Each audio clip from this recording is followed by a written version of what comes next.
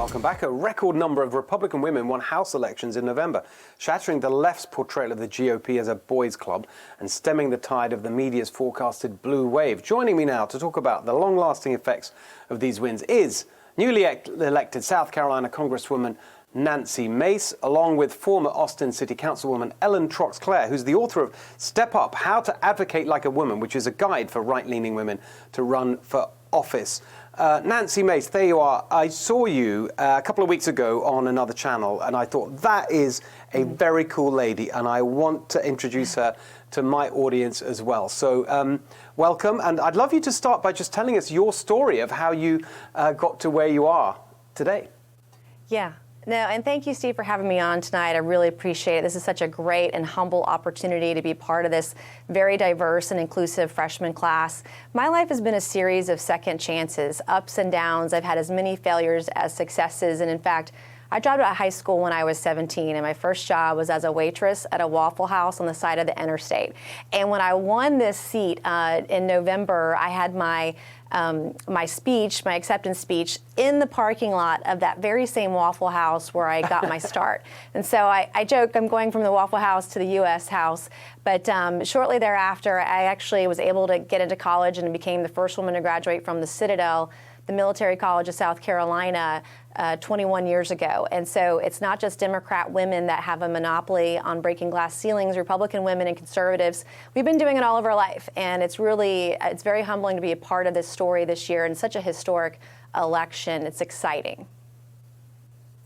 Now, Ellen, you've been fighting and campaigning for all this and helping people do it for a while now. We talked about that a few months ago. What's your reaction to the successes we saw in November? I'm absolutely thrilled. I mean, I was shocked when I saw the statistics saying that out of the 11,000 people who have ever served in the United States Congress, only 359 have ever been women. That's 3%. 21 of our states have never been represented by a woman in the Senate. And so it's time to change that. It's time to step up and do something about it. And that's exactly what these women are doing. It's not just women on the left that have these amazing stories. I cannot wait for America to share the stories of the trailblazing women that we're now going to have in Congress. And Nancy, just tell us some of the sort of issues that you particularly want to be focusing on and fighting for once you're up there in Congress yourself.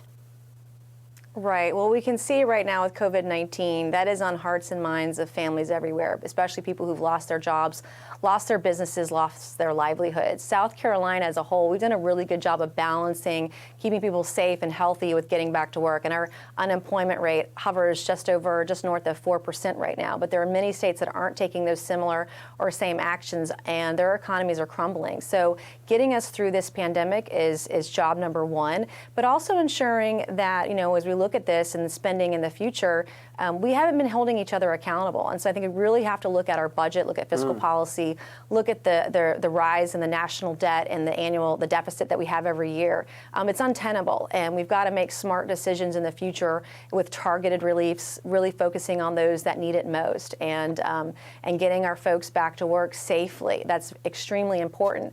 As a state lawmaker, I'm known as being fiscally conservative, but also I'm known for reaching across the aisle. I had a prison reform bill signed into law in South Carolina in the middle of COVID. So I would like to continue working on some of these issues where I can find some solidarity with members of the Democratic Party and work on environmental issues, work on some social issues, prison reform, criminal justice reform, things that we can agree on and help our country move forward and heal. That's so great to hear. I mean, look, again, not just by being there, but the way you're talking about your role, just shattering these kind of false caricatures that are made against Republicans. Briefly, Ellen, right. What can if someone's watching and thinking, yeah, I want to run for office, but I'm just nervous about it. There's so many barriers in the way. Right. What's some of the practical advice you'd have for women on the right who want to run for office? The one thing that I want women to know is that they just need to take action.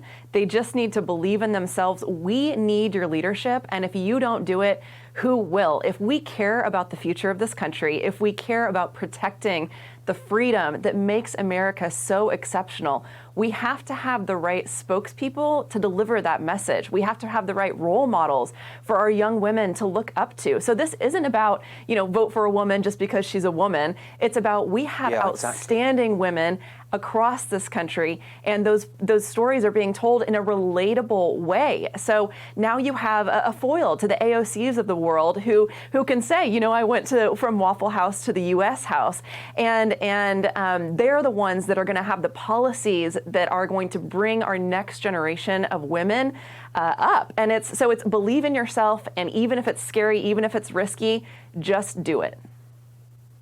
Exactly, like Nancy Mace did, and she's there, and we're very, very excited to see it. Thank you both so much for joining us. See you soon.